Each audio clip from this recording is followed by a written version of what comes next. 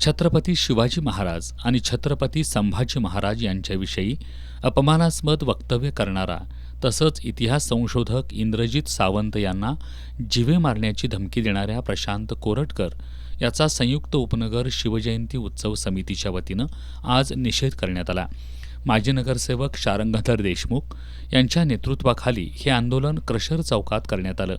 यावेळी प्रशांत कोरटकर आणि केशव वैद्यच्या विरोधात जोरदार घोषणाबाजी करण्यात आली.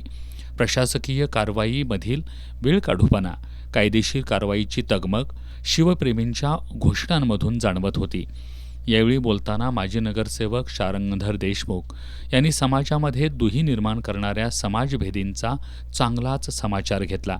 धमकी देणाऱ्यांना पळायला जागाही शिल्लक राहणार नाही, अशा शब्दात त्यांनी प्रशांत कोरटकर आणि केशव वैद्य यांना सुनावलं.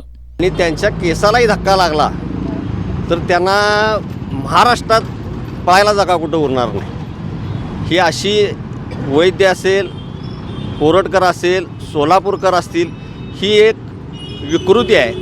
आणि अशा विकृतींमुळे महाराष्ट्र हा विविध समाजांमध्ये भांडणं लावायचं काम या ठिकाणी ह्या लोकांच्याकडून होत आहे. आणि वातावरण महाराष्ट्राचं दूषित करणाऱ्या ह्या वृत्तींना महाराष्ट्र शासनानं अटक करून त्यांना शिक्षा होईपर्यंत तुरुंगात डांबून ठेवावं अशी आमची सर्वांची अपेक्षा आहे. यावेळी संयुक्त उपनगर शिवजयंती उत्सव समितीचे अध्यक्ष चेतन भोंगळे, जयदीप पाटील, आनंदा पाटणकर, सूरज देशमुख, गुरुप्रसाद जोशी, किरण पाटील यांच्यासह शिवप्रेमी उपस्थित होते.